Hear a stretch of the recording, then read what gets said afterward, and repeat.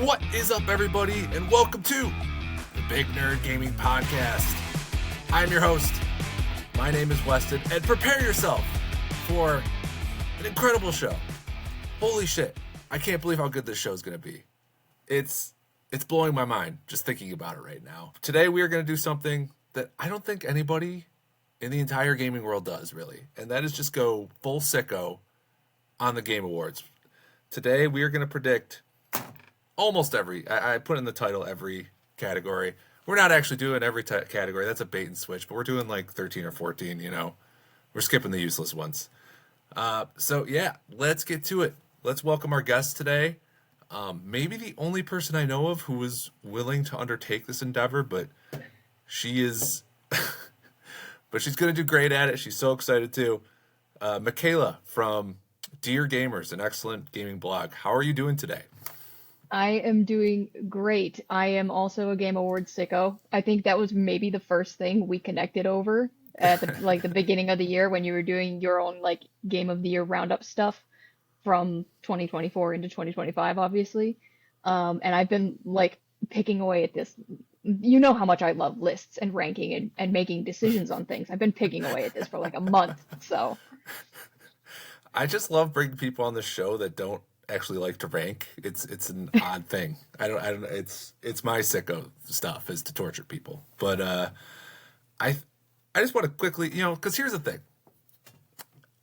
Like if you follow movies or TV, you'll see these kind of shows where people like go category by category and have full on predictions. You just don't see that with gaming. So that's what we're trying to bring. I think there's a lot of gamers out there that kind of they look down on the awards section of the Game Awards, sometimes with good reason, because, well, I think Jeff Keighley does good things, even like last year, even with some improvements. There's still like major awards being given out on the side stage. Like I think like Best RPG was just kind of like a quick throwaway thing. It's like, well, that's a big award. that one's made it to the main stage, I think, as of the last year or two, but that was one of the ones that was just like in the pre-show. Let's Yeah, ignore this category of major it's games. and like obviously the Game Awards, like people love the reveals, right? But I think people underestimate how important the awards are for the developers. I think if you're recognized, it's a big deal, right? Like if somebody did like a gaming blog awards, I don't know, and I was on there, I'd be like, cool, I'm being recognized. This is great. Like I'm sure the developers love it. And B, I guarantee it helps with sales. Like I guarantee it because last year I had two articles that did pretty well on Google for Metaphor. And post Game Awards, like those articles did well because they got Google traffic. Then they kind of died down. Post Game Awards, they were like a huge difference. Like doing as well as they did when the article first launched and was getting on Google. So people recognize this stuff. Sometimes like niche stuff too. Like on a podcast I go on, my friends over at Stage Select. One of the guys there, Justin, last year he's like, yeah, the games for impact category. Like I always look at that and I usually buy like a couple games from it because there's always something that just speaks to me in that category. It's just A, developers, B, it does help their sales. So that's why it's important. That's why you should care. So that's why we're doing this. Yeah, definitely Bellatra last year from the nominations alone got a lot of sales. And I'm looking up real quick. I had an article not like at some point this summer or earlier. Last year, 154 million viewers for the Game Right. Awards. So it's a big deal. And like, yeah, of course, the reveals are a good chunk of why people are tuning in. But then, of Yeah. course, they're watching, they see awards being handed out. They're like, oh, cool. Maybe that's a game I should check out. Happens every year. I really think Alan Wake 2, like, which, it had its own reasons for struggling sales-wise back in 2023.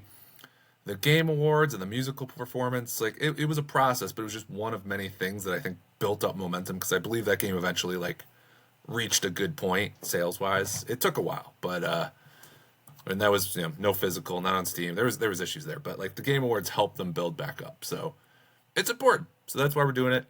And yeah, so let's get to it. So I thought a lot about this. Oh, and side note, like all the lists, we have not discussed at all anything about this. So I have no idea what Michaela's going to pick. She doesn't know what I'm going to pick. And so this podcast is coming out Wednesday, November 5th. And I'm still going to post my picks on my blog on the 7th. So I am open to changing my mind. I've done a lot of research on this. I know you've done a lot of research on this. It's good to hear another perspective. I'm also going to be giving locks. You are too. Last year, I had 73% of my picks correct. And that was my first time doing this. And 88% of my locks. So I think I'm going to do better this year. I'm gunning for 80 and 95. So if you're watching this, I think you're going to have a really good idea of what is to come when those nominations get presented pretty soon. So I was thinking about saving Game of the Year for the end, but I'm kicking off with it because I feel like the whole prediction, I'm just going to be citing it constantly. So it's like, well, this is one of my Game Awards, so that's part of why we're doing this. So that was kind of my logic there. So we're going to kick things off with Game of the Year. Do you want to start off for this one? Now, this is the only category with 6 as well. Yes, the rest are all 5. Yes. Sure. All right. I will give mine, and I will give 3 locks. Okay. So, I did 4. I was a little braver than you, but go ahead. Yes. This one's just okay. Expedition 33. I think that's probably the name we're going to say more than most, if not any others, tonight for the whole episode. So Claire's here. Expedition 33. I'm gonna say Death Stranding 2 is a lock. Oh. And yes, and Donkey Kong Bonanza are my 3 out of 6, and they're locks. Okay. And then my remaining 3 are Silk Song, Hades 2, and then I had a lot of contention for the 6th spot. This is tough. One. I was really between a couple here, and I'm gonna land on KCD 2, Kingdom Come Deliverance 2. Oh, I love it. There are people that would be very excited to hear that. That is, and some who would not be. I like the game overall. I just didn't finish it because I had issues. But hate to bring that up to the fans again because people that I know don't love that I didn't finish it. But all right, I'll give mine, then we'll discuss because we have one difference in there. Okay. So my locks are Expedition 33, Bonanza. I locked Hades 2 and Silk Song. Now, those are the 4 best rated games this year. I think they're all at 91 or higher on OpenCritic. There is one other that's 91 that I'll talk about in a second, but just the mix of popularity. It's a mix of acclaim and popularity, right? Like it's the best rated games overall is usually what does it. But then there's just like Black Myth Wukong last year, obviously not the best rated game, but had a certain acclaim and hype to it that helped vault it over some others. So those are my 4 locks. I do have Death Stranding 2. I just don't have it as a lock, just because it is a little lower rated than some of the others. It did get a nomination in 2019, despite way lower ratings. So now I don't think the competition was as stiff that year, but that's a pretty good sign, right? My last one, I struggled with this so hard. KCD2 was on my list. I passed up KCD2. I thought you were going to predict Yotai. That was my I was very close. I thought hard about that one because in 2020, Tsushima, not as well rated as Yotai, but actually got a nomination. But I looked through I went full sicko. I went through 2020 and I was like, okay, even though Tsushima had lower ratings, it actually didn't have as much competition as Yotai did this year. So it was so hard, but I went with Split Fiction as my last one. Those were the 3 I was also between. It was KCD2, Split Fiction, or Yotai. See, we're gonna have a lot of agreement because I mean, if you know what to look for, you can do this, right? My only snub, otherwise, I had was Monster Hunter Wilds, which its hype really seemed to die down over the course of the year. So I don't think that's gonna make it, but thought I'd throw it out there because the ratings are really good. But yeah, Split Fiction for me, it was between that and Yotai. When I saw that Tsushima didn't really come up against the toughest competition in 2020, like it beat out some games, but it was mostly indies, which always have a harder path to making it on here. That helped me make this decision. And I mean, look, Split Fiction is the sequel to It Takes Two, which won in a weak year. 2021, but it won. And Joseph Ferris is almost like Diet Kojima for the Game Awards. Like he weasels his way in every other year and gets in there. So I win Split Fiction, but man, that was tough. But KCD2, that I feel like that might have more passion than even Yotai, and that could mean something. Like people have been banging that drum all year, the KCD2 fans. So I do like the pick a lot. Yeah, for me, KCD2 was a bigger step up over its original than Yote versus Tsushima, and the Game Awards really recognizes more innovation than iteration. And then your reasoning around Joseph Ferris is actually the reasoning why I have Death Stranding 2 as a lock in mine, is because Keeley has a pocket Kojima at all times in his little sport coat. So He's making calls. that's He's making calls to the nominators, like, "Hey, what about my boy?" But yeah. Death Stranding 2 is a great game. Like, and review wise, it would not be. I mean, that I don't blame you at all for having that lock. I thought about it because really, like my 4 locks, Death Stranding 2 is in that, like, I try and keep my locks 95% confident. Death Stranding 2 is probably 90%, and like most years, it's a lock just with where it's reviewed and with the pedigree. All right, well that's fun. That is a good thing to kick off because, like I said, I imagine we will be citing this a lot as we go on because I know I will. All right, best game direction. I wish I had pulled up the definition before, but it's like innovation. The game direction award cites innovation and just like excellence in general game design. It's generally an award that goes to the Game of the Year nominees, right? But there are exceptions for either games with really unique gameplay loops or very cinematic games. Those are the 2 games I see that sometimes break through. Like I want to say Immortality made best game direction one year, in what was that, 22. So yeah, that can happen. So I'll kick this one off. So like I said, it's mostly going to be the games that were in Game of the Year. I have 3 locks on this one. Expedition 33. Feel pretty good about that. Death Stranding 2, former winner of this award for the original, so helps me feel good about that one. Bonanza, I think, once again, it's a nominee, but I think the innovation in the world destruction probably means something there. I went Silk Song just because I think the general design of that will get rewarded. And then the one I went one that I did not nominate for Game of the Year. I went with Yotai for my last one because of the cinematic factor. And that is the one thing that seems to get included for this. So those are my 5. Okay.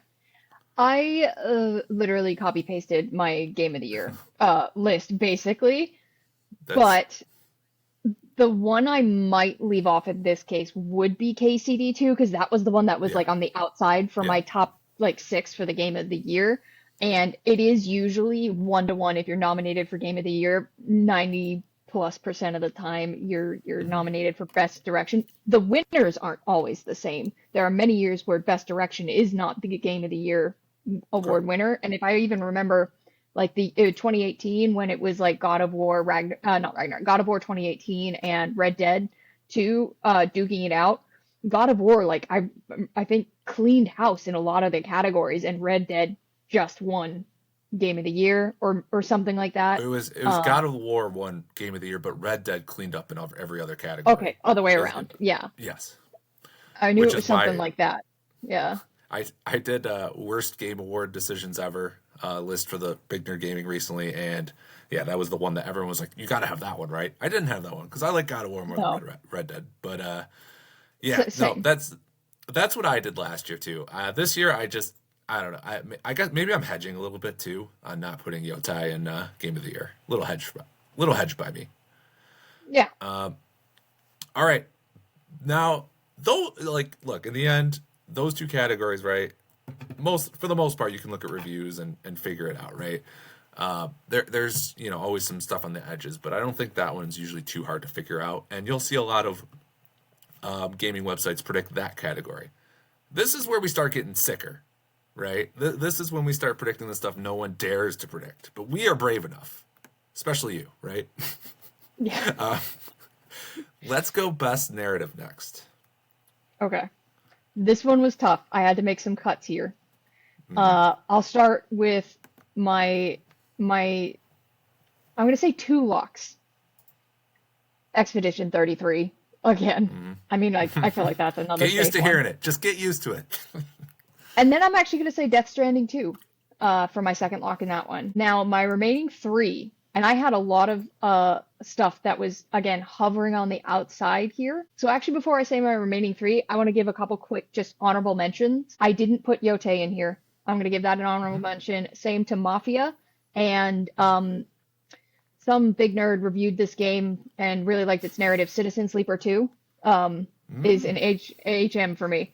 But besides Expedition 33, Death Stranding 2, my actual remaining three are, again, Kingdom Come Deliverance 2, Silent Hill F, and this one snuck in at the last minute, and it's not complete yet.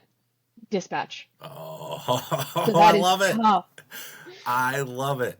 I love it because I freaking loved. If you've read the blog, I freaking love Dispatch. I'm sure you're gonna write about it eventually too, because I mean, I feel like you're pretty passionate about it too. But yeah, well, I'll just give mine real quick and then we can talk about it. But I have three locks. I matched you with Expedition 33 and Death Stranding 2. Those are my locks. But I also threw in Kingdom Come Deliverance 2 as a lock. That story is good. And even though I didn't finish the game, but up to where I did finish was really good. And the side quests are really good too. Like, I think, Exactly, yeah. and if it doesn't make the top thing, I feel like that's a good way to give it a consolation prize. I also agreed with you on Silent Hill F. I went with Yotai though for my fifth, which Tsushima got a nomination. I have not finished Yotai yet, and honestly, I'm not the biggest. I mean, it's fine, but it's that kind of got that cinematic. It's got a great lead character. That kind of stuff matters. So Dispatch, I did throw in as a honorable mention. It's tough. We're only halfway It through it. deserves it. Yeah, Yeah. right. And that's the problem is, so we're recording this on October 30th. Episodes 3 and 4 just came out. So we're going to have episodes 5 and 6 a week from now. And then the last episodes are probably coming out either right when the nominations are dropping or almost like I think the like week right before, before. probably. Just Yeah. like just before. And that's just, I forget which games, but I had a few games that were like that, like right around that time, and they just seemed like they got snubbed hard. Like, I don't think it's a good time to come out. So I feel like if it came Yeah. out earlier, or if they just dropped the whole game on the initial thing, I actually might be with you. I think it has an uphill climb because of that. Yeah. I think I looked, and last year the nominations were announced like the 22nd or whatever that Monday was, for the week of Thanksgiving here in the US at least. Um, and I think actually being wrapped up a week before and being really top of mind for a lot of journalists who are currently enjoying the weekly drops along with us because they didn't get all 8 episodes, maybe that works in its favor. I don't know.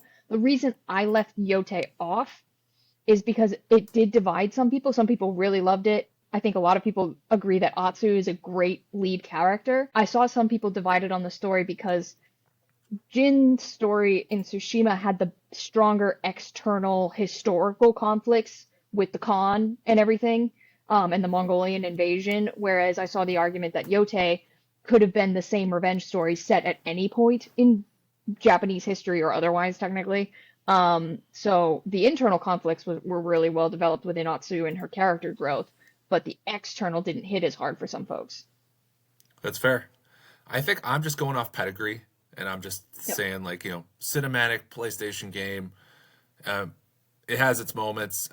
That tends to make it, but I respect it. I respect the hell out of the Dispatch pick, and I will be cheering for it because I think it deserves to be in the top 5 personally.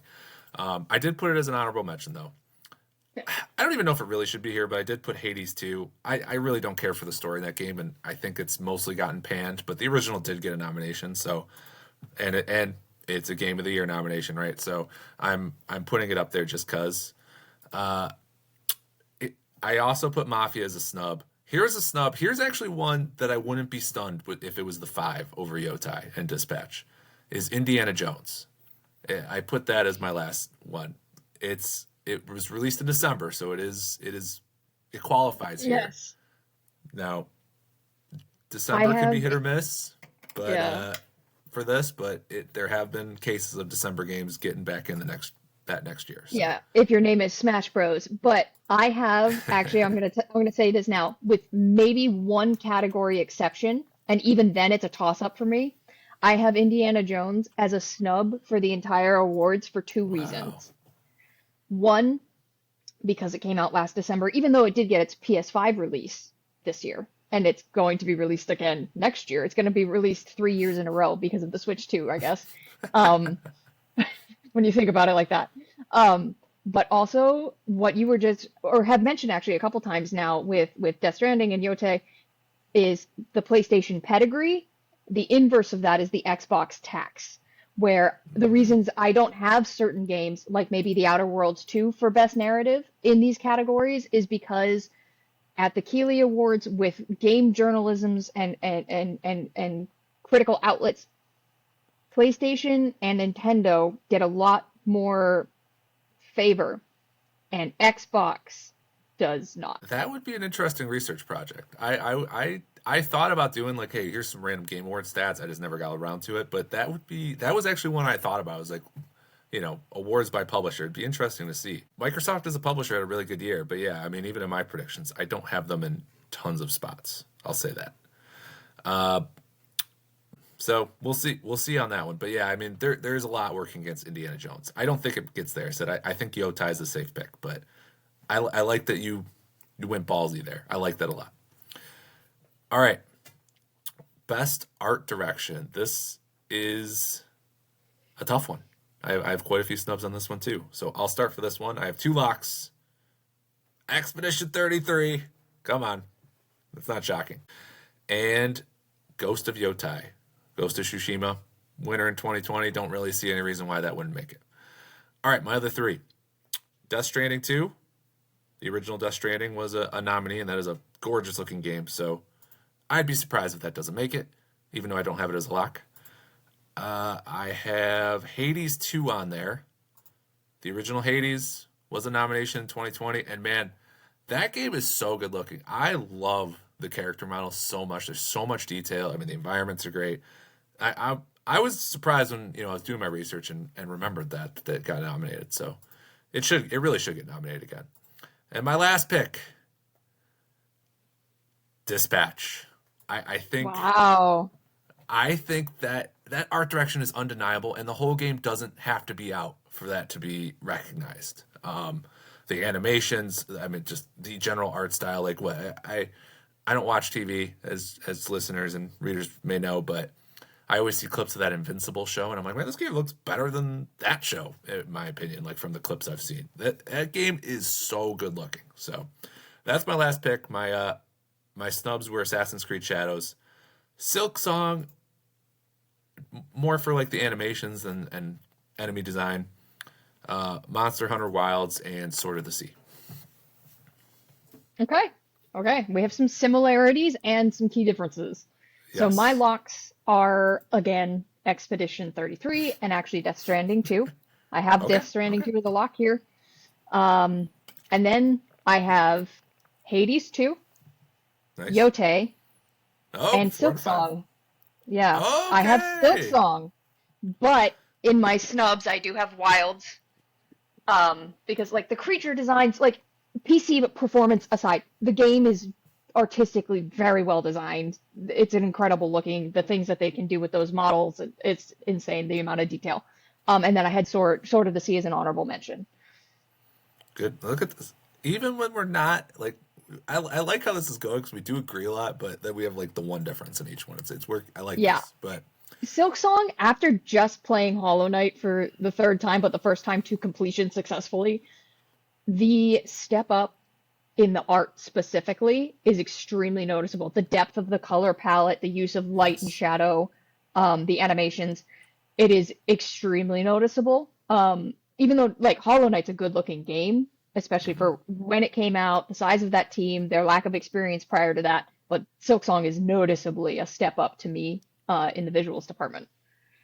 It's really impressive because it's got that like kind of flash game art style. It just doesn't seem like the kind of game that should be able to make it here. Because, I mean, if you look at it, it's a nice looking game. It's not like just if you're looking at images, I think, and you knew nothing else, you'd probably be surprised. But yeah, when you watch it in action, just every little thing, it's so detailed. And so for me, it's all about the enemy design and the animations are just so good in that game. And once again, right, probably a Game of the Year nominee. So I think that usually helps. Kind of makes it top of mind for people. All right. Next up, we got Best Score and Music. I have 2 locks. Are you ready for this? Can you guess the first lock? I think it rhymes with Schmexpedition. Expedition 33.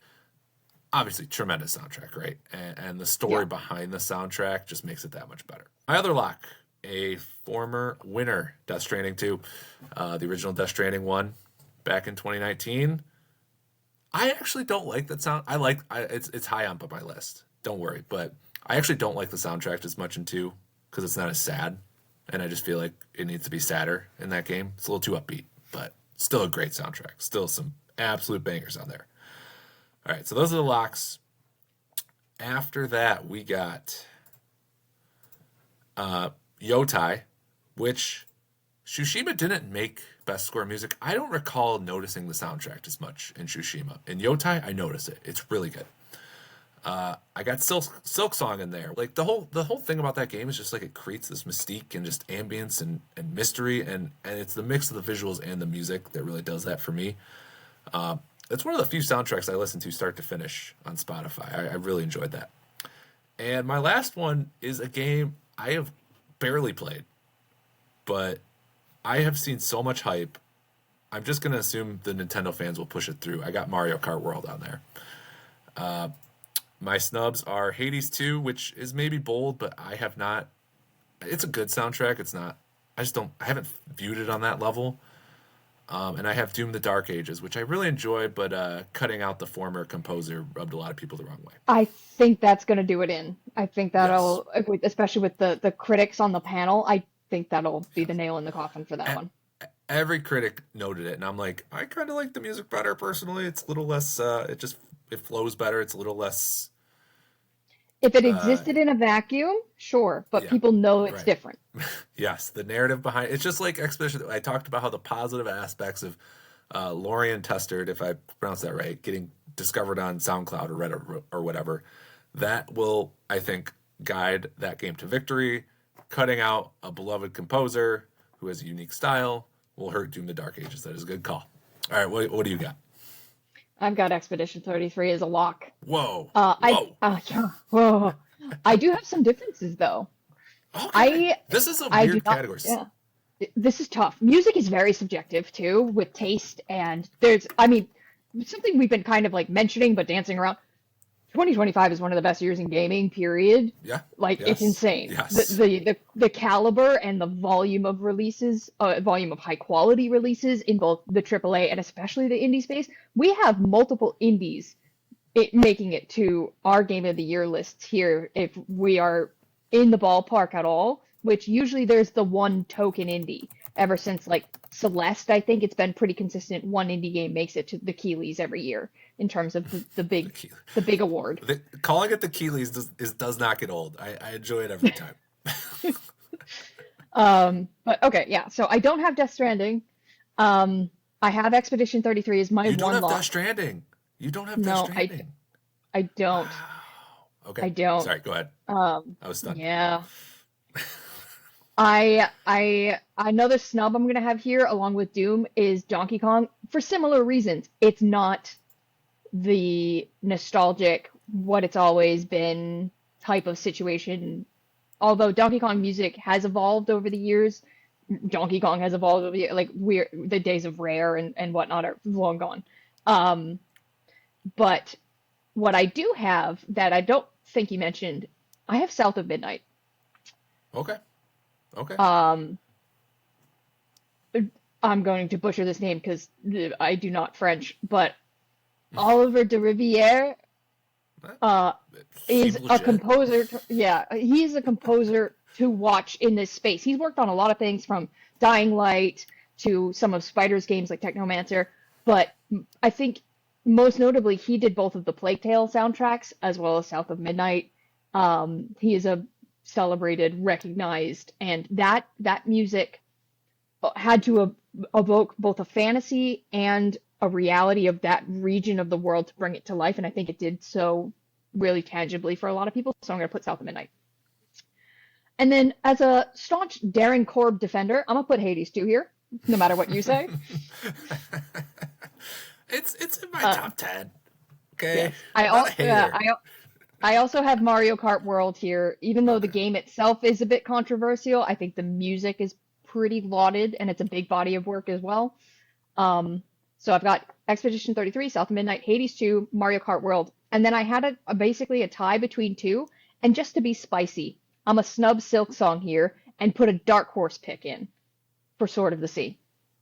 Oh, it has its moments. It does have its moments. I like that. Another beloved composer in the journalist crowd as well, coming from like that journey and Abzu, and the Pathless, history. So I like the South of Midnight pick in terms of like I feel like from a critical perspective, like for personally, I like the soundtrack. It's not like in my top five, like from a personal perspective.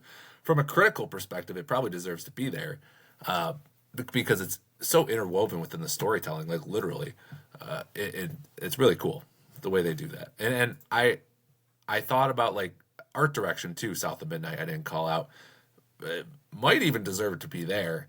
I think it's just it's an open critic game in the mid sevens. That's a yeah, tough sled sometimes. But and it's got the Xbox tax that and the I talked Xbox about. tax. Can't forget about the Xbox tax. So yeah, that is I like the picks though. I mean they're all logical as we'd expect.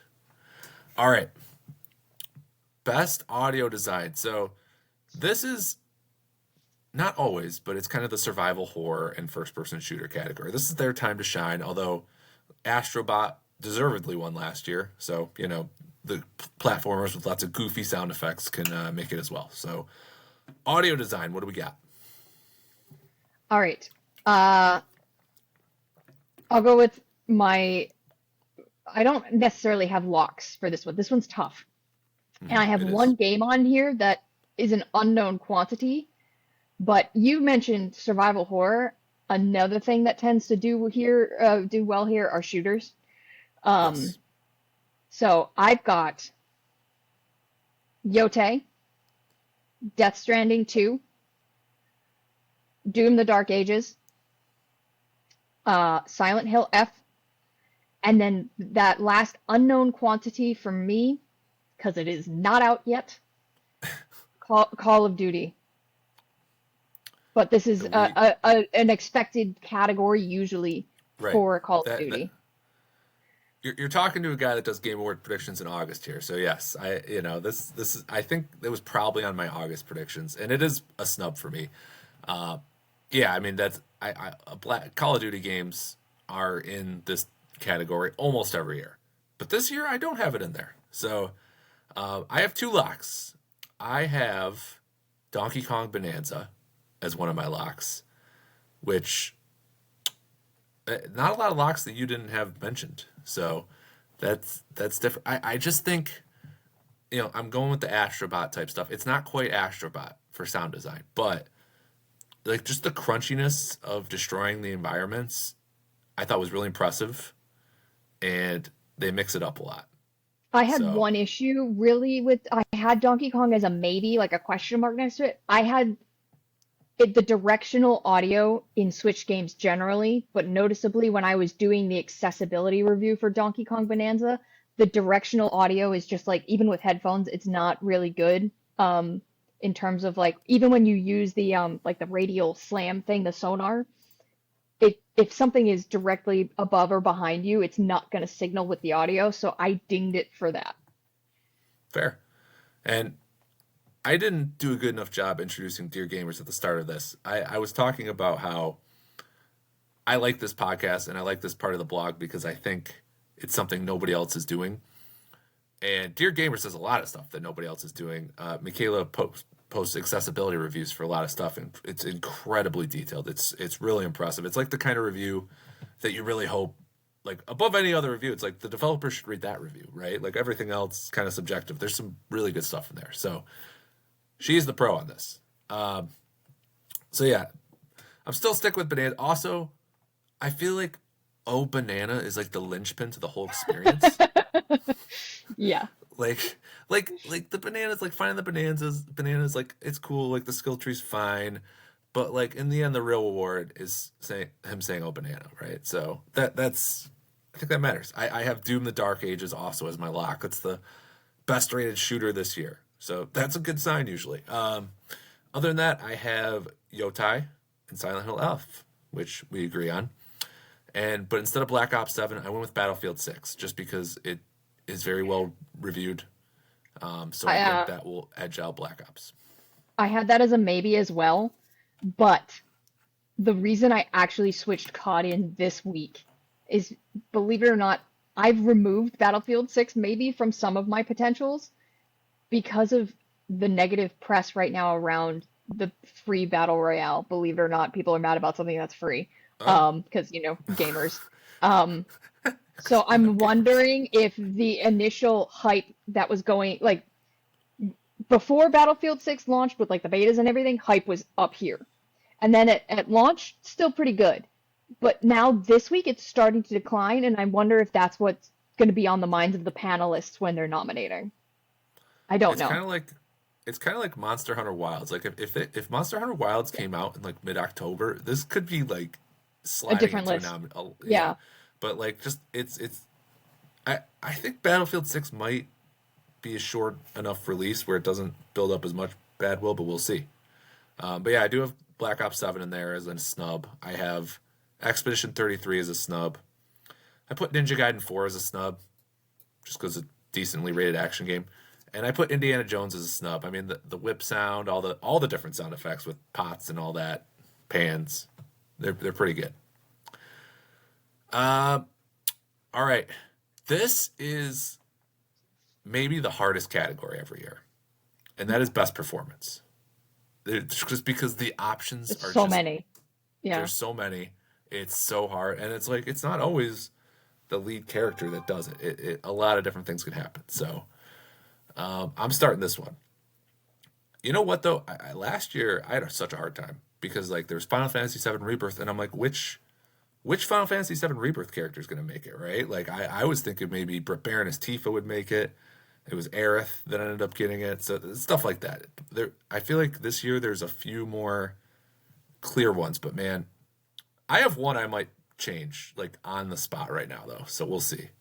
So my locks are Troy Baker as Indiana Jones. The acclaim was unbelievable. I mean, he sounds like him, right? And it's a good performance. Like, but I think just how much he sounds like Harrison Ford. He got shouted out at the last Game Awards for his performance by Harrison By Ford. Harrison Ford. Yeah. Yes, so that would help, right? So that's one. My second lock. Oh, sorry, I have three locks. My second lock, and spoilers, probably my pick to win it. Jennifer English as male. Just, I mean, if you played the game, come on. It's not hard. My number three lock, Erika Ishii as Atsu. Jin's voice actor won. He was a good voice actor, or he got nominated in 2020. If he got nominated, then Erika Ishii's definitely getting nominated, because come on, that performance is, in my opinion, way better. My fourth, this is where it gets hard. I have I have like 8 snubs here. So I had a lot I was picking between. My number, like if I were to power rank these, I think the one I feel best about after the three locks is Ben Starr as Verso. Yeah. He has a certain name value. I think that matters. I think Expedition 33, obviously. I mean, it was a great performance, right? I think it's funny because Clive was my best performance in 2023, and I was actually a little offended that he didn't win in that year. I mean, what's it, Neil Newburn? Is that his name? Yes. That sounds right. Great voice actor and all, but I just thought Clive was just like he was the centerpiece of that entire experience, right? And yet, it was this performance when I'm like, wait, Ben Starr really is that good. Like he's not a one-trick pony. He wasn't just that character was so friggin' cool. Like that is a performance with depth, and it was not an easy performance. And my favorite part about that performance is that when you look back on it, there's a lot of lines and delivery of the lines that I don't think I even understood what he was doing in the moment. And once events became clear, I was like, oh, I like remembered certain lines. I was like, oh wow, that was something. So that was my fourth. Oh man, I'm gonna stick with what I have, but I want to switch it. I have Johnny Santiago as Don Teresi in Mafia: The Old Country as my fifth. You're Okay. Italian, so you might appreciate that. But that performance was shouted out in every review I saw of Mafia. Everyone was like, this performance, and it is. It's a menacing performance. Every line he delivers, you feel it. It is scary shit. So I have a lot of snubs, so I'm just going to let you pick, and then we can run through our snubs. Okay. All right. So I'll start with the locks that I have. I agree. Erika Ishii for Atsu. She is that character. She's great. She's really good. And then I also was between Jen English for Mael and Ben Starr for Verso. And usually it is only one a game. And I think it's going to go to Jen English because of, like, Ben Starr is an industry darling right now. His performance is phenomenal. He's been in at least 4 video games in 2025 that I can think of, and I feel like a fifth that I'm probably forgetting because he was the main character in Kazan. He was Verso in Expedition 33. He was all of the doors in Date Everything. He was in Dead Take. He was probably in something else that I'm forgetting. But I can think of at least 4 2025 releases that he was in. He's huge right now. Um, but I think it will go to Jen English. Mael is in that game soup to nuts. She's a main character from second zero, and very impactful. We won't go into the story for obvious reasons, but I think it'll go to her, and she did a great job. So my 2 locks are Erica and Jen Okay. there. Now, Those are the safest locks, I'd say. I have a third one that's like sort of a lock, but it's a question mark of, and I will explain why. So I have Troy Baker, but the question is, do I double down on my Indy gets snubbed in everything and give it to him for his performance as Higgs in Death Stranding 2 instead of his Oh, performance as Indy? Now, the thing is, this is the one category where I had, okay, maybe Indy doesn't get snubbed because his performance was so lauded, but he also did some weird stuff as Higgs in Death Stranding 2, and it's Kojima and the Keeleys and Death Stranding. So it's a toss-up. I think Troy Baker is a lock for a nomination. My question is, which game? And if you want, I will be ballsy, and I will stick Indy gets snubbed in everything, and he gets the nomination for Higgs instead of Indy. I love it. I love you going for it. Side note, sad lore before you continue. Uh, After Death Stranding 2, I emailed the Game Awards contact email and asked them, hey, can someone get nominated in for 2 performances in Best Performance? Because I don't see anything in the rules about this. I did not receive a response. The end. Okay. All right. So I how know, many? great That's story. hey. I think it's great you reached out. I wouldn't have done that. Um, but I'm allergic to talking people despite all appearances here. So Yeah, no one um, believes you. I'm on Blue Sky every single day. But um, yeah, so I've got 3 there. Now, I have a dark horse pick that I guess I'm not a good Italian because I do not have Mafia in here. Oh, our friend See, Andrew's going yes, to be very upset. I know. Sono Siciliana, but I don't have it here. Now she's got the Italian cred back. There we go. Oh yeah, no.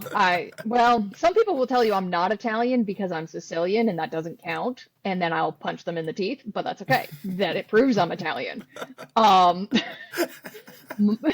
my dark horse pick that everyone was talking about, and this is the only place I have this game in the awards, is Alex Jordan as Jandolski in The Alters because he Oh, played okay. a bunch of Jandolskis in The Alters, and he had to deliver a whole range of performances, and that was the main thing Ooh, that people latched onto as the critical darling part of that game.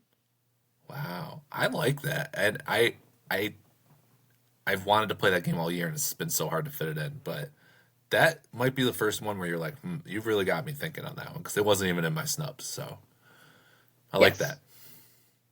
And now I've got something interesting here. Because I doubled down on my indie snubs and put Troy Baker for Higgs and Death Stranding 2. Now I have a problem because my last maybes were either Ben Starr for Verso, if we were going to double down on Expedition 33, or I actually had Elle Fanning for Tomorrow and Death Stranding 2. So if I give Troy the nomination for Death Stranding 2, I'm either doubling down on a performance in Death Stranding 2 or Expedition 33. So I actually think I will take back everything I said about Ben Starr getting a snub here and give it to him. And snub There we Elle Fanning, go. I guess. Well, I will say I don't think it's happened the last 2 or 3 years, but there are several instances It, of it the can same game. happen. I think Red Dead, the original Death Stranding had both Mads Mikkelsen and Norman Reedus. So Yes. there have been now this year it's tougher, right? Because there's a lot of good games this year, so that is tougher. So I like it. I like it. So my snubs. I gotta add in the altars guy now because that is because you know what that just reminded me of is Manon Gage from Immortality because that was my pick that year because I was like she had to play three different movie characters, she had to play the behind the scenes person in all of them, and she was a real life actor, she wasn't just voice acting. So I was very passionate about that one that year. But my snubs, get ready for this. I have Charlie Cox as Gustav, big name, Yeah, and no. Yeah. I love his performance, but yeah, I don't think it's happened. But I threw him in there. Norman Reedus as Sam Bridges. I really don't think it should happen personally, but it's happened Yeah. before. I did put now that if I was going to pick a Death Stranding 2, this is the one I would actually put on there. Is God, I can't pronounce it, but Leah Seydoux as Fragile. Yeah. But I put in two KCD2 characters. I put Luke Dale as Hans, Tom McKay as Henry. I put in Judy Alice Lee as Melanoy from Hades 2. Hades got a nomination. It was actually the voice actor for Hades. Ben Starr was in Hades too. There's the fifth one. He was? I didn't even know that. Yes. I played through the game. Yeah. I beat it. I'm pretty sure Ben Starr is in Hades too. I forget who he is though, because I God, haven't played it yet. The physical comes in a couple weeks. just call that guy. He will do your job. But here's the one. Here's the one I was thinking about swapping out Johnny Santiago for, and that is Aaron Paul as Robert Robertson. And the more Ah. I play that game, I like the first two episodes. I like him. I'm not like 100%, but the more I play, it's just like he's got this deadpan delivery, but just the more you see him, like just the more you see it fleshed out, and it just becomes it's such a hard thing to pull off like that kind of acting job because you're not like as emotive all the time, you know. But then as you watch him more and you see the more subtle differences, it's like yeah, that's more like a real person would act, right? So that one I'm really thinking about, but I just once again I'm just the reason I don't have dispatch in anything but art directions. I just feel like the release window will screw it, but we'll see. Yeah. Actually, real quick, adding a snub. If you're gonna throw Charlie Cox, Andy Serkis in Expedition 33 as well. A lot of people have that. I mean, everyone in that game. I mean, Nailed it. so But yeah. for the Big Nerd Gaming Awards, which might be a bigger deal than these, but uh, Mm. I rank my top 10 for every category. This year, I am ranking 15 characters and 15 performances because Expedition 33 just screwed up everything. Like there's just too. I'm like I can't have the whole list be Expedition 33, so I had to do that. All right, best independent game, an award I think that's near and dear to both of our hearts. Now, And I think this is this the one, toughest category. I see, really do. I thought, well, you know what? I have three locks. It is tough in different ways after that. Mina the Howler was going to be an easy one for me, I thought, but then that got delayed. So Yeah. um, this is you, I believe, starting off, right? All right. I don't want to Dave the Diver this, but Expedition 33 is in this category for me. I think it still counts as an indie game, even though more than 33 people made it. I don't want to go there. Yes. Um, I'm with you. so I have Expedition 33 locked, I have Silk Song locked, and I have Hades 2 locked. Those are my three locks for this category.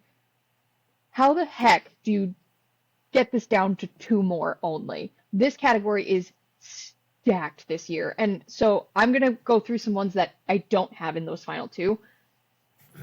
I don't have Wanderstop, even though I think that's a beautiful game, and we have a friend who will be very sad to hear me say I don't think it gets the nomination. We know who that is. I I could agree. see it go to Games for Impact. I could see that one in Games Yes. for Oh, Impact. that is a lock. Lock that. We're Yeah, not predicting games for impact because it's just too hard because it's too random. But that yeah, lock that in for games for impact. yes, Absolutely. yeah. On the outside, I also have Sword of the Sea not quite making it. Um, I'm sorry, I have Pipistrello not making it. Um, I also have Despelote not making it. I have Dispatch not making it. Despelote, by the way, games for impact lock as well. Yes, as well. I had that literally next to Wanderstop in my notes because of that. I'm sorry to Ball Pit. I'm sorry to Absalom. I have both of those not making it either. Then you have your Steam games that are like the indie blow-ups out of nowhere. So Peak, Megabonk, I don't have those sorts of things making it. Because of the episodic release, opposite impact from this Dispatch, I have Deltarune not making it. Um, I had question marks around do Shinobi and Ragebound count, and I actually went back to 2020 to look if Streets of Rage 4 got nominated because it is not an independent IP, but it is made by an independent studio with the licensing from Sega. But Streets of Rage 4 didn't get nominated for Best Indie that year, even though it could have potentially been deserving. Um, so I have Shinobi and Ragebound not there. So what are my last two picks? I have Blueprints Yes. and I have Rematch. No, it's not happening. It's not happening. I'm sorry. As the It's the biggest rematch Sifu fan, devs. It's the Sifu devs. I It's know, it but it did numbers. It's still ongoing. it I have Rematch. it's sitting at like a 74 on That OpenCritic, I and it don't care. upsets That's me my every day. dark horse. That Okay, is my okay. You that know is my what? dark horse. I'm the biggest rematch fan around for the most part, kind of. But in terms of advocating for it, so I love it. But I'm not even thinking about it because if I start getting my hopes up like that, I'll just be more upset. But it's just I'm going off the reviews, so I can't do it. So I have three locks. I don't have Expedition 33 as a lock, but I do have it as a pick. The only reason it's not a lock is once again the Dave the Diver discourse. Now Yeah.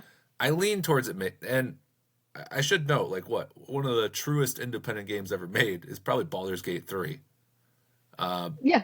but it did not get nominated. So it's a weird mix, right? It's Like, another one where is that's not their IP though, where you could like the same reasoning yeah, I had for Shinobi and Ninja Gaiden Ragebound. It's an that's fair. independent studio, but not leveraging their own IP. It's licensed from But Wizards of they the Coast. publish it, but they Yeah, publish it too, right? So that's I that's the know, but it one gets weird. difference.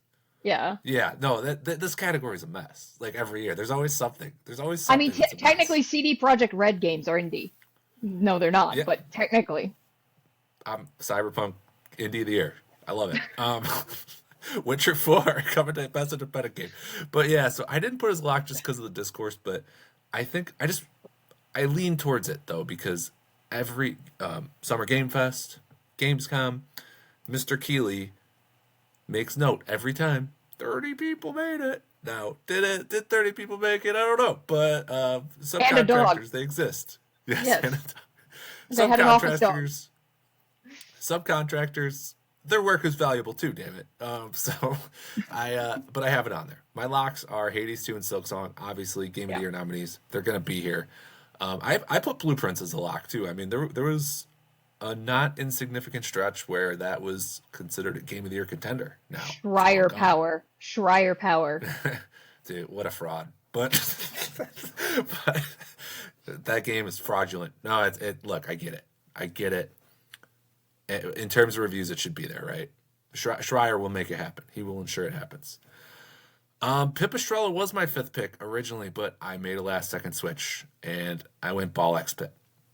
Okay. And I personally prefer Pipistrella. I love Pipistrella, as you alluded to. But I think, and so here's the thing. Last year, I tried to do this, right? I tried to be like, all right, what's the game that has the ratings but has some popularity? Because with indies, it's a little weird, right? Like I think the top rated indie game this year is like some game that helps you learn Japanese, and it's like a dungeon crawler, Jukin, something crazy. I know someone who played it really liked it, but that's obviously not going to get nominated here because very few people have played it. But Pipistrello, it had its buzz, and it is slightly better rated than Ball X Pit if you look at the numbers. But I just think Ball X Pit's been such a sensation, and And it's it more is recent. almost there. Yes, Like it's more the recent. buzz is ongoing. Yes, yeah, people are still playing that. Like my friend David just messaged me today. He's like, "Dude, it gets even better." I'm like, all right, I'll get back to it, I promise." But Dispatch and another game have occupied me. But I went Ball X Pit, but Pipistrello was my number one snub. Dispatch is a snub on there as well. I mean, yeah, just the release window. I put Deltarune. I put Dark Deity 2. I haven't played it, but the reviews are really good. I put Sword of the Sea as a snub, and I put Sea of Stars, Throes of the Watchmaker on there, but it's DLC. I don't think it's got the Elden Ring power to get the DLC nominated. I would. It's my number 3 right now for the year, and my number 2 is nowhere on this list, but I would put Ender Magnolia at the top of the Game Awards if I could, but I don't have that power. I am not Kojima. I know it hurt you to not even mention Ender for best score. I just worked it in anyways, though. Yeah, yes, good for you. Good for you. That's what it's about. This is about pushing our own narratives as much as predicting. So I love it. All right. Well, that was fun. This is where I feel like these are the categories that get both harder and easier because now we're getting to the genres. Yeah. And it's tough. The only thing that's tough is there's a couple where you're like, which category is this going to go into? But if you look at the past, what is a genre? Right. What is action adventure? It's to be determined. It's whatever you think in your heart, actually. So, best action game is how we'll kick things off. I think I'm starting off this time. I have 3 locks. Doom: The Dark Ages surpasses the Xbox tax there. I mean, it's the best, once again, best rated first-person shooter this year, so it'll be there. Hades 2, the original Hades, I believe won in 2020 for best action game, so easy enough. And finally, I put for a lock Shinobi Art of Vengeance. Streets of Rage 4 did get a best action game nomination in the year it was released, which I forget the year, but that's the same developers. 2020, but same developers, and that game is that's like an 88, 87 on OpenCritic. That's a very well-rated game. This is where it gets tougher. Really tough, actually. And you got me questioning this one now, but I have Battlefield 6 on here. I just think there's been a hype around it that will get it there, and it's a first-person shooter. They usually try and have one in there, I feel like. This last one it kills me. I have Ninja Gaiden. It makes no sense, right, to have Ninja Gaiden 4. In fact, I think I'm taking off Ninja Gaiden 4. I am making a change on the spot.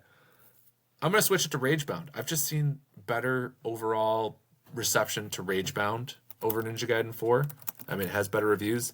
The only difference is it is a smaller title. It's an indie title, if you will. So that is what held me back. But it doesn't sit right with me. I feel like that it's a great game. It probably should be the one there. Okay. So I had Absalom and Call of Duty Black Ops 7 as my snubs. All right. So this is tough. I have Doom as a lock. This is the one category where it's most likely to appear since we talked about it like being snubbed for the music and stuff like that. I think this is Doom's category. I have Shinobi Art of Vengeance here as well. Now, let's go back to that Ninja Gaiden discussion. I do think it's only one Ninja Gaiden game's going to get here, if anything. And I'm leaning towards Ninja Gaiden 4 because of recency bias and the 3D bias. 3D bias is a thing. It is a thing. And when you pair that with the recency bias, I think it reviewed well enough where, again, if you say action game 2025, it's probably one of the first 5 games that anyone, critics including, are going to think of, regardless of the score. So I don't think it wins, but I think it gets nominated over Ragebound. I mean, I literally had that 30 seconds ago, so I certainly can't disagree too much. We can split the difference. You go Ragebound, I got Ninja Gaiden 4. Yes, I like this. We cover our bases. Now, I am going to throw an interesting wrench in here with the Call of Duty versus Black Ops 6 discussion. Because, yes, this is usually another, like we talked about sound design, this is a Call of Duty category, unless it's a down year, as they like to call it, for Call of Duty. And with back to back Black Ops years, I think it's expected that this will be a down year for Black Ops. It didn't have a good press moment with the reveal at Summer Games Fest where it was the and one more thing, here's a cinematic only trailer for Black Ops 6 to close the Which, show. People loved which was a that. good, which was a good cinematic. To be fair, it was actually a really good one. I thought Yeah. it's just when the hits that it's Call of Duty, you're like, shit, that's not what I wanted. Yeah. But it's a good trailer. So I think maybe COD gets snubbed this year. Now, that does not mean I'm automatically giving it to Black Ops, not Black Ops, wow, Battlefield 6. Why do they have to have such similar names? Because, like I said, sentiment might, in this very moment, we're doing this at an awkward timing here, might be turning against Battlefield 6. And there is a game we haven't mentioned tonight, I don't think at all, that could sneak in and eat its lunch because it's already doing it this week. Arc Raiders. Oh man, you know what's so funny is one of my friends is like so pumped for that game, and I sent her my picks because she's like pretty into this too, and I didn't have Arc Raiders anywhere on there, and she's like Arc Raiders. I'm like, oh, I've screwed about that one, and then I forgot about it again before this. That's a great pick. You might be right. Yes. So I'm gonna be Yeah, spicy. I'm gonna be spicy, and I'm gonna say no COD, no Battlefield 6. I'm gonna give it to Arc Raiders. So I love that. I have Ninja Gaiden 4, I have Shinobi, I have Doom, I have Arc Raiders. Is that 4 or 5? Wait, Shinobi, Ninja Gaiden, Arc Raiders, Doom. That's all I mentioned actually. So I still have a fifth spot Oh, because you didn't pick I. Hades 2 yet. Oh yeah, no Hades 2. There we Yeah, go. I mean, come on. I I was like, I know, and then my snubs in that case would be Silksong, actually. Um, really. yeah, because I'm out of spots, so Silksong would be a snub there. And then additionally, less snubs and more like honorable mentions, but not strong enough to get here. I think in terms of its actual action gameplay, it is one of the best like B tiers in the genre is the best thing I can say about it. I don't know. Some people really, really liked it. I liked it. I think it's very good. But Kazan, I have here as a Mm. potential honorable mention. And then before the post-launch patches nerfed its public sentiment, Wu Chang Fallen Feathers. Um, but that hit a wall of controversy, and I don't think it's going to be remembered as fondly as when it launched. The genre thing's always tricky because I feel like the Souls-likes tend to go into best RPG. So, Yes, but Kazan is more Neo-like than anything, which yeah. puts it Oh, like not in that Souls-like Ninja Gaiden hybrid category. I thought about Kazan in this category. I think I might have had it in my August predictions that I did, but yeah, I mean, just too much good stuff ended up coming out. Yeah, it's a tough year. All right, best action adventure game. Whatever that is, You, yeah, which I now have I to figure view, out. yeah, I view it as like a what? I mean, like an actiony It's not game, but just with more action.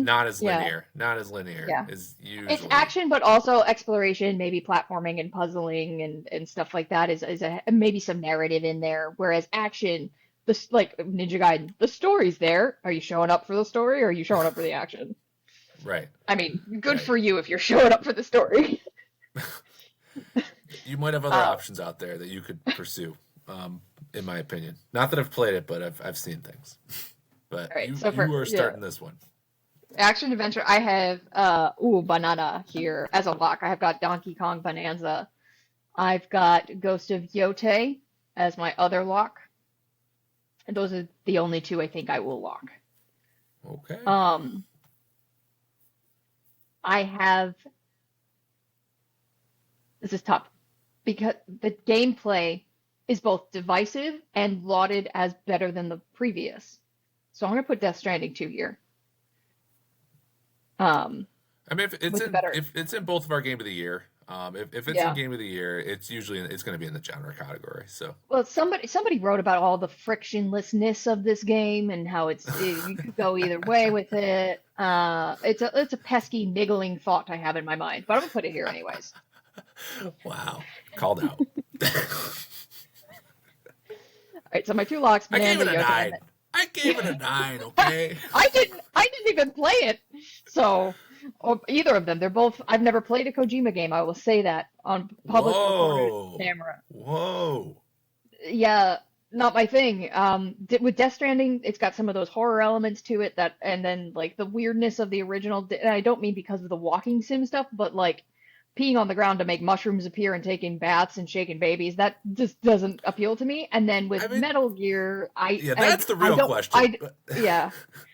I didn't grow up with them, and nowadays, like seeking out that politically charged of a narrative, as good as it might be, doesn't draw me in. I want more fantasy in my fiction, if that makes sense. okay, fair. Um, but yeah, no, that's a personal tangent. So my final two games. This is tough. This is tough. I am. Oh, am I gonna do this? Yeah, I've been ballsy tonight. I'm gonna put Night Rain in here. We haven't mentioned Night Rain yet. Oh, I love that. Yeah, and I'm going to. It's Yeah, and I'm gonna put Split Fiction as my fifth. And I'll let you react okay. to the Night Rain thing before I get to my snubs. I want to react to both, actually, both your last Okay. two. So, Night Rain is interesting, right? I may or may not have it referenced at some point. It's a weird game because the people I know that play it, they love it. It's just like, I think just it not being what people wanted really hurt. But the And I people think who like it really like it. they love it. Yeah, so no, Yeah. that's my only. I haven't played it. Is it less RPG than Elden Ring? I haven't played it either. I'm allergic to Okay. multiplayer. I don't do people. I I'm with you. I'm with you overall. I like that. Split Fiction was interesting because I wasn't sure if that. So I looked up It Takes Two, right? Did not get even though it won, it didn't get an action or action adventure. Now I wondered if this happened because people were confused about which category to put it in. Like, is it action? Like when we're talking action adventure, that's a really tough one because it's very linear, so it feels more in the action category, but it's not. I mean, there's a lot of puzzle solving, which feels more action adventure. I wonder if that split the votes, and that's my Yeah, only I think the concern, which is puzzle platformy nature is where I would lean with that. yeah, no, But I'm then with again, you. I have Bonanza here, so Yeah, so I mean, I think Split Fiction makes more sense here, and in my prediction, it makes Game of the Year, so it would make sense here. I just stayed away personally because of the It Takes Two thing. yeah. Real quick, my snubs. Big snub of the night. I mean, I've got Wilds in here, Monster Hunter Wilds. I have snubbed just because of that favor turning of the tides that we've mentioned already. I have Assassin's Creed Shadows. I think that's going to get snubbed a lot, especially in the shadow Yep. of Yote, but even just in general. Assassin's Creed gets critically panned a lot, even though it sells really well. Um, and a lot of the more casual gaming audiences, that's like they'll play three things or four things. They'll play your free to play battle royale type of, Fortnite games. They'll play your Pokemon and Nintendo party games. And then like Assassin's Creed, oddly enough, is like one of those things. And then of course Call of Duty, that sort of thing. So I think that's getting snubbed along with Wilds. I have Borderlands 4 getting snubbed. We haven't mentioned that at all tonight. It reviewed well enough in terms of like its score and stuff, but this is a tough year, and Randy Pitchford does not make friends in the journalistic community. Um, my most notable snub in this category would be Silent Hill F, and the reason I waffled on this one is because some people really like the combat and some people really don't. Yeah, the Borderlands 3 one's another one where it's like, where does it go? Um, is it an Yeah, for RPG? me, Is it an action? Is it action adventure? it's got enough RPG to it that I don't put it in a straight action game. It's a co-op looter shooter. Like it's not straight up action like a Call of Duty shooter is, if that makes sense. I don't know, maybe I'm just justifying my own picks. It's not as linear. It's not just straightforward. Like, I mean, obviously, it's more open world. So that's a tough one. I'm actually looking up 2019. Borderlands 3 didn't get any genre category. Oh no, it did. It got action adventure in Okay. 2019. So, all right, my picks. I have four locks. So I have Death Stranding 2, Bonanza, Yotai, and I have Silk Song here as a lock. My logic for that is that Metroid Dread got the nomination in Okay. 2021. I guess Metroidvania, the nature of it is to adventure. I don't know. Yes. I had really struggled with where to put that one because I mean the Metroidvania I guess I didn't look at Lost Crown last year. I assume it made it here too. So but yeah, when I saw the Metroid Dread one, I assumed it would be there. And the last one that I have, my only non-lock, you'll love this one, Indiana Jones. My snub of the night. Yes, you're done with it. I haven't poking around. I haven't doing a couple things. I just when you just look at the reviews, I mean it's the highest rated of anything else. Now, will those exterior other factors work against it? We'll see. But that is my process. Indiana Jones in the forgotten nomination. I'm renaming it. Truly tragic tale. My snubs are Metal Gear Solid Delta and Silent Hill F. So I forgot about Delta.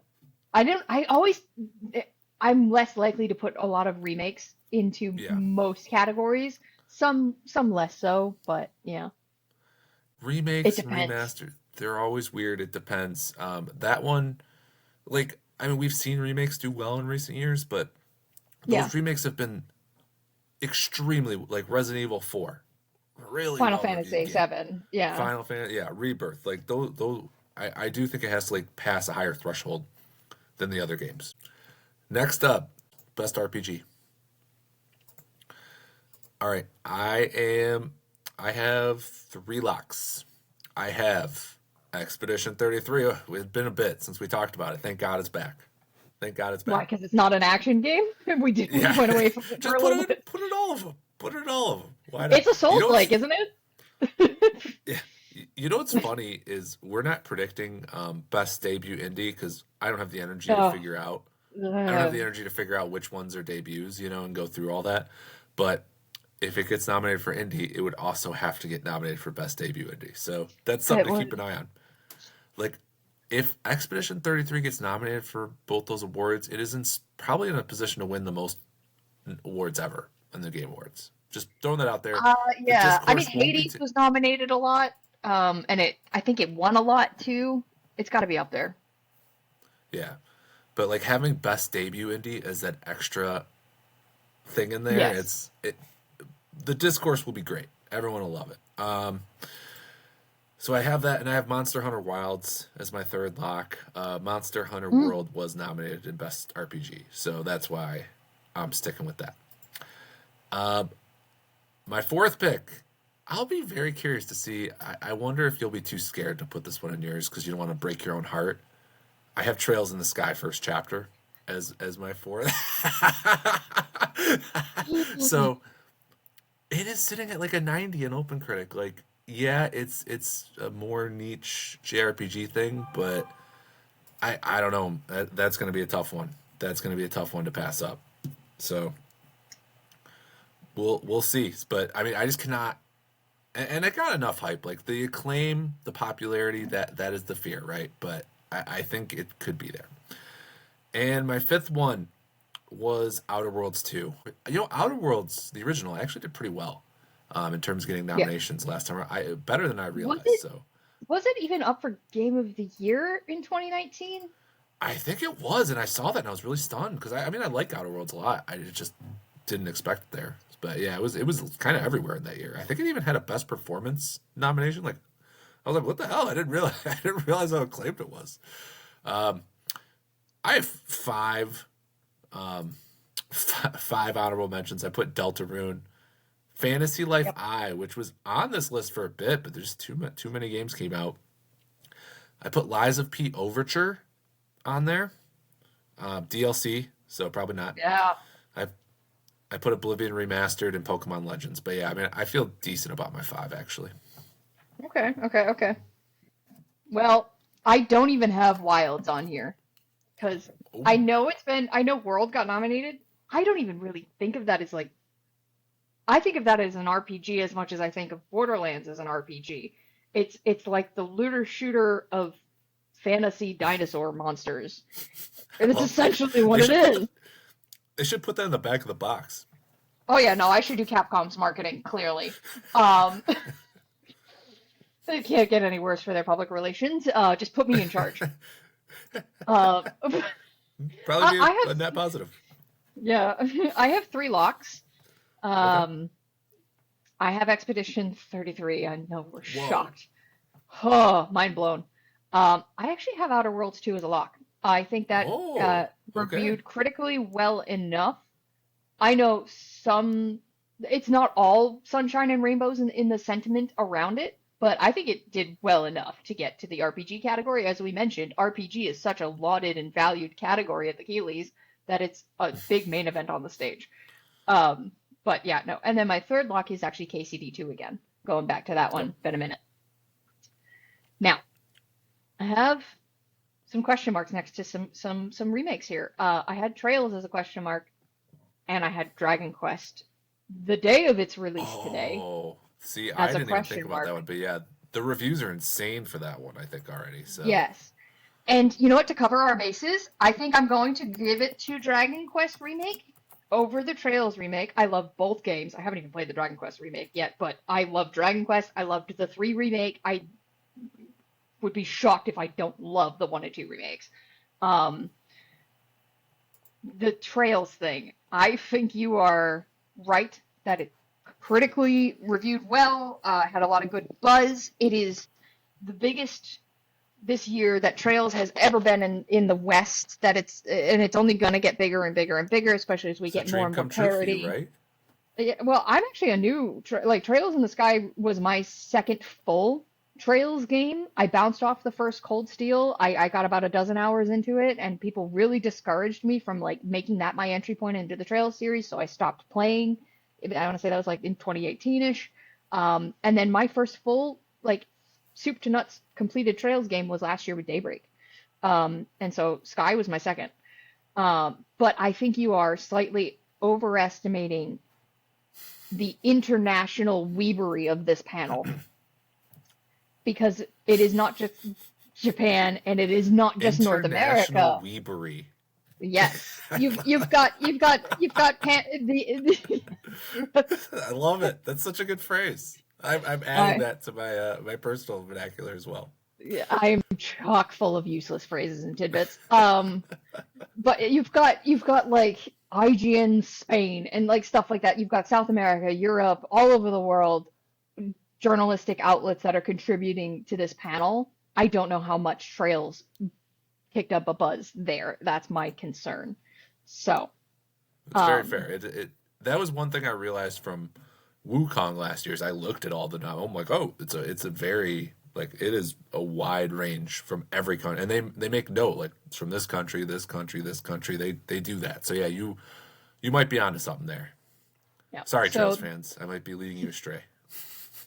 RIP, please don't excommunicate me from my new entrance into the Trails fandom community for my pick there. But I'm giving it to Dragon Quest just because of the history of recognition for that IP. So that's my fourth pick. Now my fifth pick is going to Deltarune, actually. I think this is the one category where it could squeak in, despite its weird, very delayed episodic release. It was there at the launch for Switch 2. People who love Deltarune, or just Toby Fox games in general, they love it with an unabiding passion where like I would not get between them and a video game. Like that is a dangerous place to be. That's like stepping in front of a soccer mom's minivan in a market basket parking lot. Just don't do it. Another winner of a phrase right there. Yeah, my Yes. friend Julio on Stage Select, he has mentioned the Undertale fans multiple times as very scary individuals. I've I managed used to to live avoid with that one. crowd. Yeah, Oh I lived no. with one. She made me play it in college, and then I lived with her after college before I moved to this apartment, and now I live alone. But no, God bless Jess. If she's listening, I love you. Um, Whew, that ended better than I thought. I thought Jess might get thrown under the bus, but I'm glad she's okay. no, Jess is great. Um, but now for my snubs. I have avowed it is not, I don't think it hit with the critics strongly enough to get much of anything, if at all, here in this year's awards. So avowed getting a snub. Obviously, I already talked about Trails. And then a third one I had in consideration that I am also going to give the snub to, despite it being a bigger remaster slash question mark remake, no matter what they called it, effort, I have Oblivion here as a I snub slash honorable mention. I might be underestimating. I might be underestimating Oblivion. I think. Well, I kind of had Outer Worlds 2 as my number 5, if you will, but you have me kind of questioning that. Like I might be too confident in Trails. But yeah, that's a good one. I my only problem with it is it is almost more. I mean, it's the weirdest in between of a remaster and a remake you'll ever see because I mean the visuals look like a remake, but it is like a remaster. So it's like, It's because they've layered but engines. It's weird. yeah. So it's one of the most bizarre games I've ever played. It's not saying that's a bad thing. It's just you look at this game and it's one of the most gorgeous games you've seen, and then you play it and you're like, oh, it still plays like a game from like 20 years ago. Very odd, but yeah, I mean that one had a lot of buzz, so I don't hate that pick at all. All right, we got 3 categories left, and we're coming to one of the most prestigious of them all: best Nintendo, best family game. We got Sorry, four. best family game. Four Oh, categories. you were doing yeah, you're doing My one that special I one. didn't do. Yes. Yeah, because Yes. I don't So we'll have call it the three and a depth of half. knowledge of you. Three and a We'll do it half. three. Yes. Yes. We'll close But yeah, out. no. See, unlike the Keeleys, we're gonna give best accessibility in gaming the final category out of pure respect. Yes. Because You think Game of the Year comes at the end of the night? No, no, no, no, no. no, Accessibility. the true sickos are stick around for you on this podcast. Okay, if you are a sicko, if you're here, you're a sicko. If you're right here in this podcast, congrats on being a sicko. Comment below, I'm a sicko, please. Then I'll know. Yes. All right. Now, speaking of sickos, best family game. I'm on deck. All right. So I've got, I think, pretty much 5 locks here, but one of them's a question mark Oh, because of release date. So I'll okay. do my first 4 that are definitely, I think, locked in. Donkey Kong Bonanza. Also, let's call this what Yes. it is. This is the Nintendo category. So I've got Donkey Yes. Kong Bonanza. Yes. Despite the critical dissension after the fact, I've got Mario Kart World. Yeah. And then coming for its launch, I've got Sonic Racing Cross Worlds here. Ooh.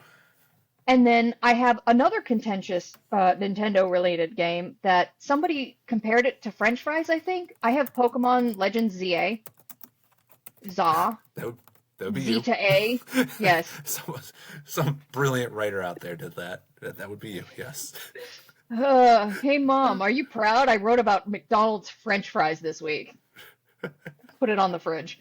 Now, my fifth one, that is really just a question of the timing of the cutoff, the announcement of the nominations. When do the critics get the code for this, if at all, because it's Nintendo?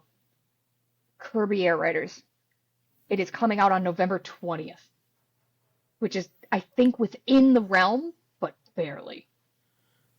Yeah, I think there was a couple games. There was at least one game like that last year where it was like it when the nominations were announced, it wasn't out, but it should have been review code hands. But it did. I wish I remembered the game, but it soured me on picking any game like that. But I mean, it's a Nintendo game, right? And this is the Nintendo category, so And very Sakurai has given an hour and 40 minutes of presentation about this game, which is longer than some movies.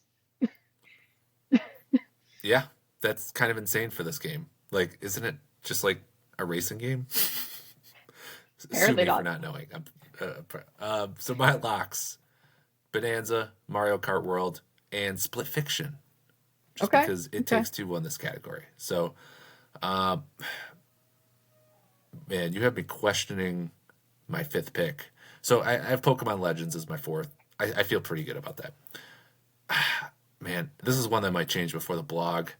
My fifth I have is Fantasy Life I, the girl who Mm. steals time.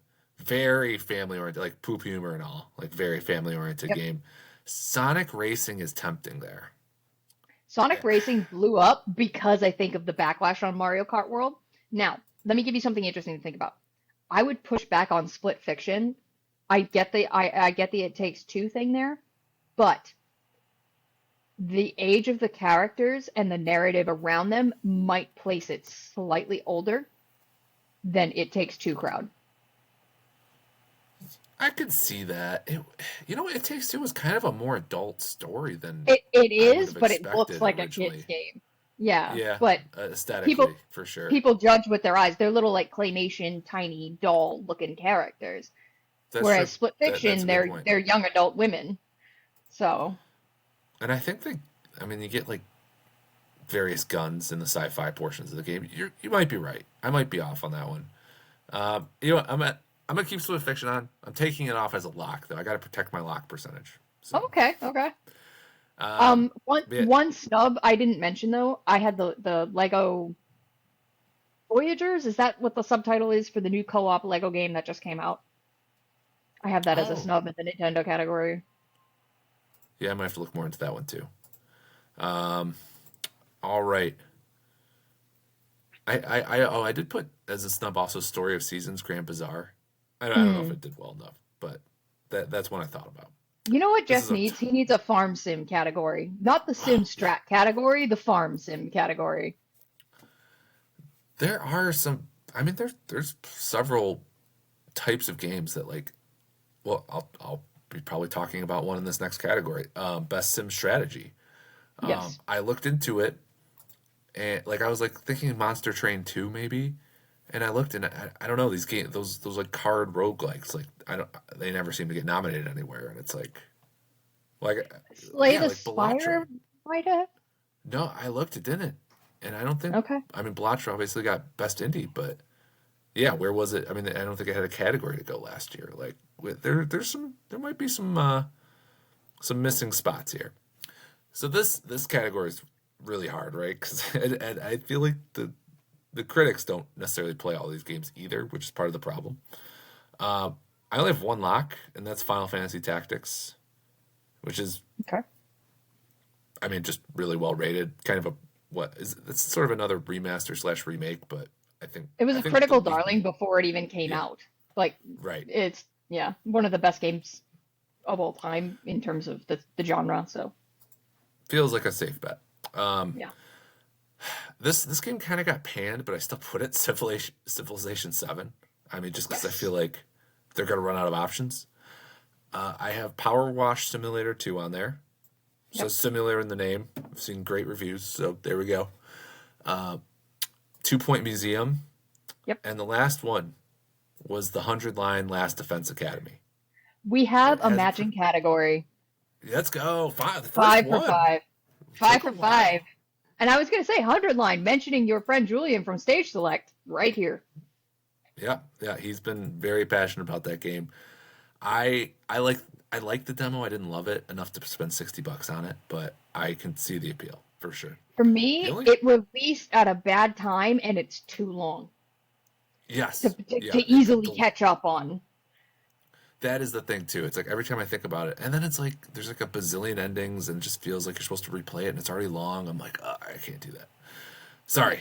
The only game I left out was Dark Deity 2, which is really well rated, sort of Fire Yep. Emblem-y game, but indie, kind of less popular, so didn't Yeah, put it on there. I have the same things as you, a lot of the same reasoning. Like I have Civ 7 in here, not because it necessarily deserves it from its critical reception, but because people are gonna be like, can I name five Sim Strat games? And that's gonna be the one Right. that comes to mind. No, this Along kind of with Final this Fantasy Tactics, which does deserve it, and then Power Wash Sim, quite literally, pardon the pun, just cleaned house in terms of its reception. end the But pod, end it. yes, yes, It yeah, it's last year I think Manor Lords was nominated. It was still in early yes, access. Like that's yes. that's the amount of effort this But this that one category like gets. did like 1 million in its first week of early access or something crazy like that. It blew up. But then it's like, okay, you guys nominated this as an early access, so what? Then it gets another nomination when it's full. Like, just yeah, this They category is nominated not the best. DLC. Yeah, it's the Wild West at the Keeleys now. There are no rules. Dave the Diver is an indie. Let's go. Jeez. You were not happy about that one, I don't think. I've picked that No, up. I don't even care. But people do. I'm not a people. I'm just a gamer. All right. Best multiplayer. This is a very tough Uh, one, in my opinion. yes. But I do have 3 locks, but it's a tough one. You are starting this one. Oh boy, am I. This one's tough. Again, we've got the issue here of COD is not out yet, but I've got COD and Battlefield 6 next to each other again. This Okay. is one where, so long as the Battle Royale negative buzz that's coming right now, and there are some complaints about like how hard it is for the progression unlocks, like it's too little reward to come too slowly. Like I know what I'm talking about. I haven't played an FPS game online multiplayer like in years. Like I don't touch this stuff. My last Call of Duty was on PS2. Um,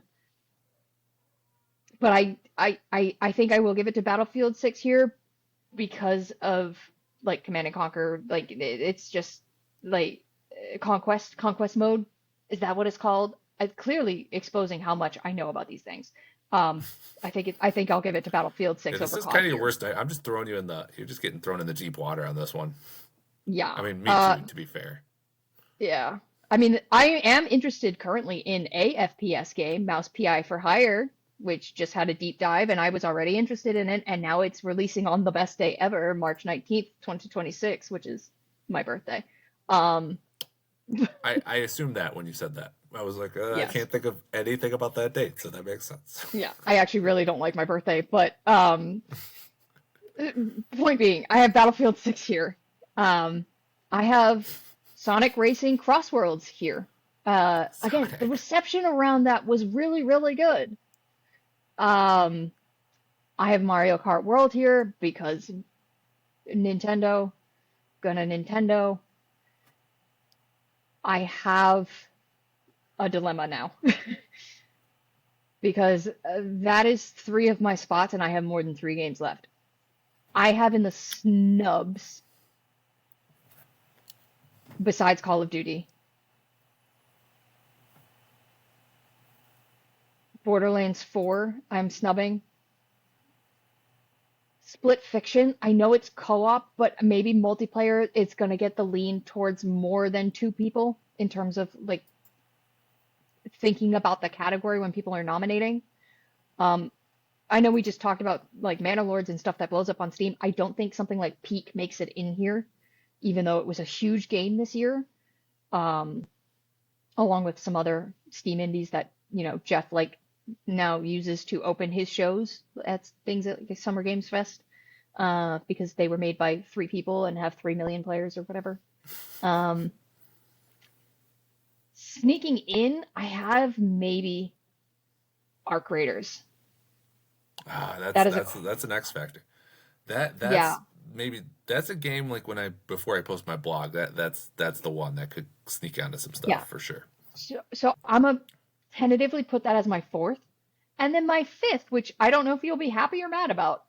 I'm putting Rematch here It's again. not. It's not doing it. I'm I'm sorry. doing I'm going with the Sifu bias. Sifu cleaned like house in these nominations, so I'm going with Yeah. Rematch. All right.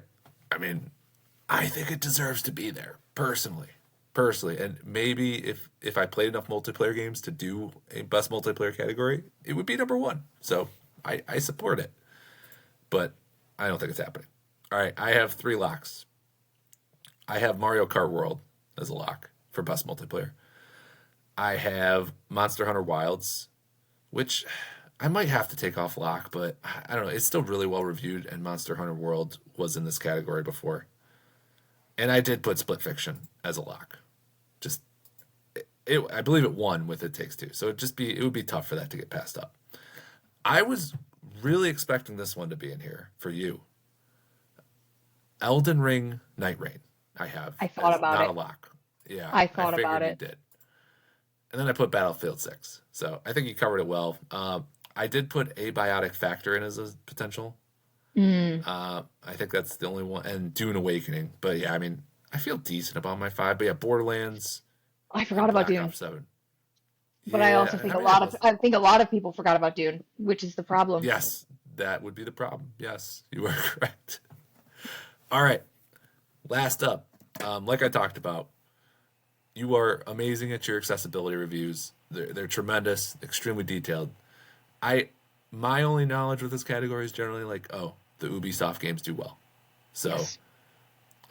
but you would really dived into this. So, what are your picks for the five?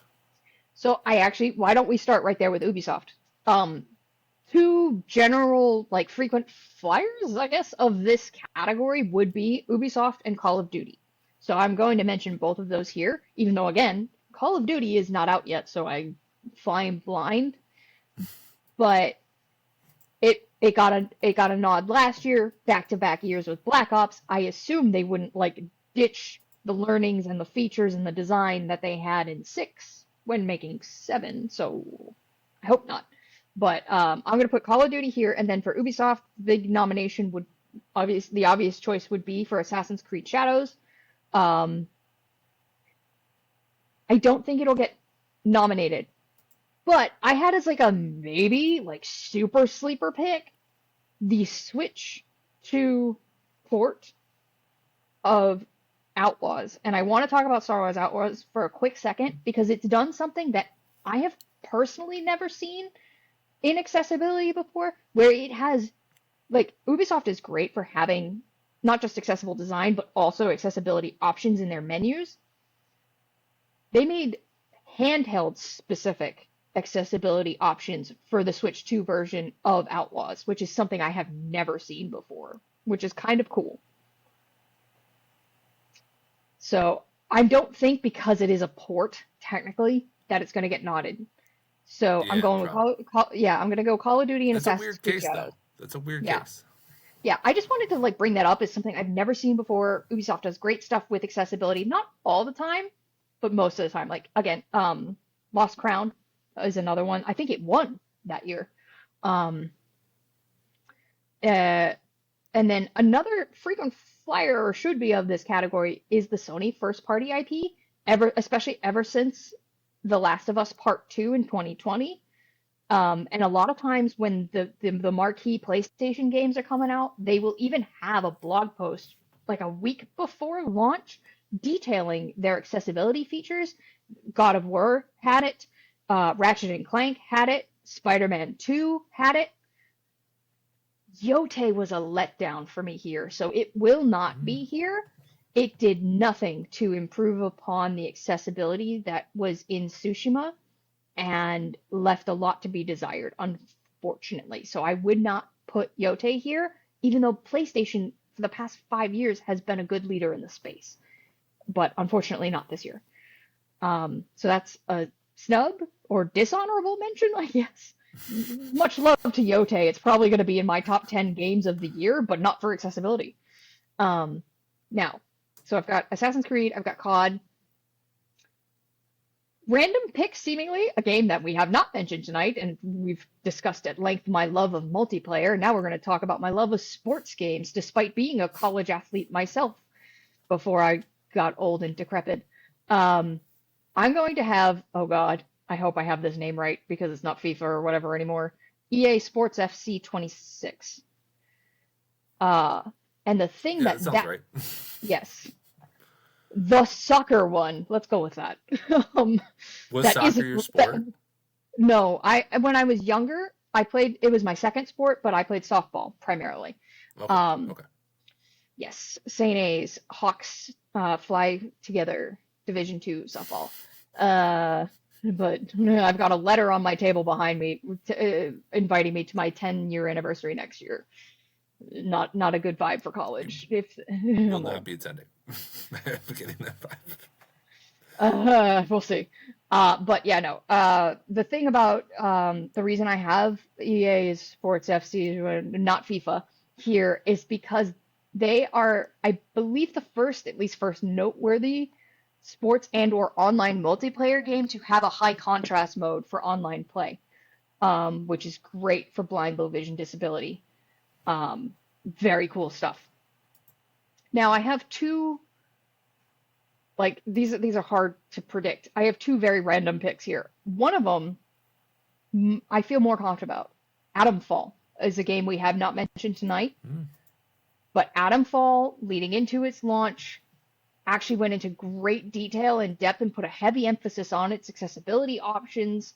So I think that could be here based on who may or may not be involved with the panel, because the accessibility panel is a curated, it's not just like everybody who's voting on Game of the Year, it is accessibility specialists. So I think Adam Fall has a shot You here. should be in there, by the way. Oh yes, I'm so super professional. Let's forget about the McDonald's fries. Um, and then the last one I have here is another one that's tough because it's technically not out yet and is going to squeak in before the deadline. Oh God, please don't kill me if I pronounce this wrong. Luminous Arise? Is it Luminous? Uh, Yeah, Luminous. Checks out. I'm Sure. gonna say yes. Yes, it's already touting its accessibility features around things like slow down, low pressure, game mode options for a game where it's essentially a lot of Tetris with the dropping blocks and those sorts of things. I think some recency bias and a lot of like gaming journo outlets. This is going to be a game for your Greg Millers and your Kind of Funnies and your Easy Allies of the world who are going to get very excited about it within the next couple of weeks, specifically during nomination season. So maybe, who knows? So I've got EA Sports FC 26, Atom Fall, Luminous Arise, Assassin's Creed Shadows, and Call of Duty. Nice. Well, that one, if you get that perfect, that's gonna be really impressive because that is such a hard one. But Yeah, if anyone's gonna we'll do it, see. it will be you. I That was it. We did it. We made it through. I learned things and I made at least small tweaks, and that's what I wanted. This because not to brag, but my Game Awards prediction, it does pretty well on Google because nobody else does this, right? So my hope is a lot of people will watch this too. So we'll see when I do my official blog. I'm not going to post your picks on my blog because we need something pod exclusive for to bring the Yes. people in. So you're Drive the bringing the traffic. people into the pod. Yeah. You're driving the traffic. It's all you. But I'm gonna be making, I'll be editing this, so I'll be like kind of rewatching the whole conversation. So I will. I'm making a couple small tweaks, and I'm keeping an eye on Yeah. arc ratings. And the article, since it's coming out 2 days later, right? Or is it coming out this? Yeah, Yeah, two not days this later. Friday. Two days Yeah, later. not tomorrow. Yeah. Yeah. So if you make any tweaks, that'll be your final thing that you're scoring against for your percentages, so Yes. people can hold you accountable. I do we have to go head to head? Do we have to have a contest on here, and the loser has to play a game with the other person's choosing? I'm starting to think that might be a thing that we have to do. I'm probably going to lose, but I'm down for it. I can go there. Even if it's one of those first person shooters I just clearly Yeah, debuted all my knowledge about. I'm sending you into a multiplayer game. You're probably sending me back into Trails. So actually, I have a lot to lose there. Okay. Not that I don't want to play Trails, but it's like 60 hours. So, um, Which is short for I might, trails. yeah, I might be backing out of this bet. The more I think about it, but although Paul was on last week, apparently is gonna let me borrow the game, so I might be in trouble either way there. Um, but yeah, that's it. This was awesome. I think if you listen to this, you know what's going to happen basically. Like we laid it out for you. The answers are there. I expect many games media outlets to watch this and use our stuff and cheat, but that's fine. Just credit me and Michaela, and you're good. Um, yeah, so we'll be back after the predictions. The next pod will be us predicting all the winners, and that one will be a little shorter, I imagine. So we'll be able to actually talk about the games we're playing too. So that'll be fun. So thank you so much for joining me today. Do you want to talk about DearGamers for a sec? I hyped it a little, but you could hype it Yeah, more. sure. DearGamers.net is me and my friend Jason writing about what we want when we have the time and we want to. We have increased our focus this year, especially. Like I've always talked a little bit about accessibility, but now I've started doing dedicated accessibility reviews where it's not just like one of the things I mentioned in a larger review, it is the driving focus, or I do like editorializing content around whatever topics. Like my two of my most fun things this year, I've mentioned the French fries of recent, but I also had a lot of fun doing the 8 out of 10 game review, my thoughts on game scores at the earlier part of the year. But Jason has also started talking more about accessibility, and I imagine we will continue to do that. And we've got some exciting stuff upcoming around the Game of the Year, and potentially some accessibility event-driven type stuff. So keep your eyes peeled.